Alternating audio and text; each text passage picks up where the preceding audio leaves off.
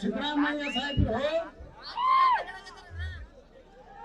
ಇವತ್ತ ಬರೇ ಬಾಯಿ ತೆಗೆದ್ರೆ ಅಲ್ಪಸಂಖ್ಯಾತರಿರ್ತಾರೆ, ಅದು ಸಾಬರತ್ತಾರೆ ಬರೇ ನಮ್ಮ ಹಿಂದೂಗಳು. ಬದಾಮಿಯೊಳಗ ಪಾಪ ಹಾಲು ಮತ ಸಮಾಜದವರು ಪೇಟ ಸುಟ್ಟಿದ್ರು, ಭಂಡಾರ ಎತ್ತಲಕ್ ಹೋದ್ರು, ಹಿಂಗೆ ತಗೊಂಡು ಹೋಗೋದು ಸಿದ್ದರಾಮಯ್ಯನವರು. ಮೊನ್ನೆ ಏನ್ ಮಾಡಿದ್ರಲ್ಲ ಬೆಂಗಳೂರಿನಾಗ ಸಾಬರ ಕಾರ್ಯಕ್ರಮ, ಆ ಪತ್ರಿಕೆ ಸ್ವಲ್ಪ ಹಾಕೋದಿಲ್ಲ ತಂದಿಲ್ಲ ಹಾಕಲಾಗ್ತದೆ ಸಾಬರು.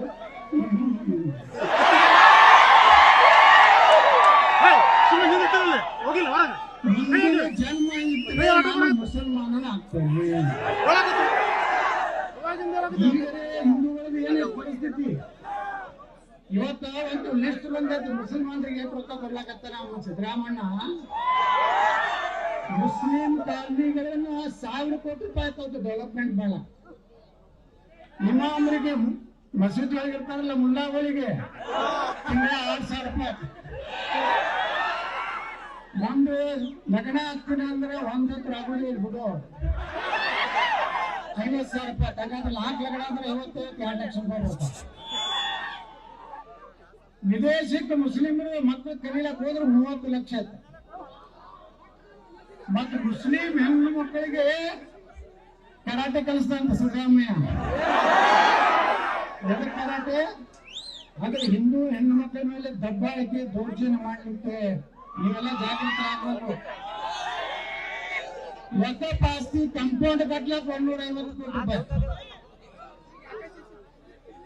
ಎಲ್ಲ ಮುಸಲ್ಮಾನರಲ್ಲಿ ಹೆಚ್ಚದಾರ ITI ಕಾಲೇಜ್, PUC ಅವರಿಗೆ ಆಜಾದ್ ಸ್ಕೂಲ್,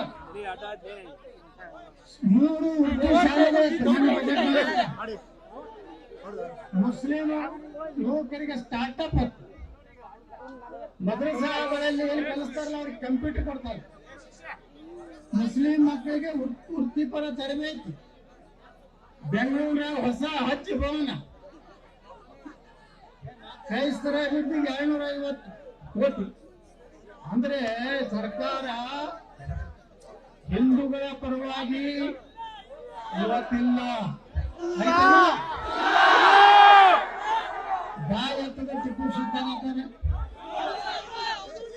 ನಮ್ಮ ಗಣಪತಿ ಮಸೀದಿ ಮುಂದೆ ಹೋಗ್ಬಾರ್ದು.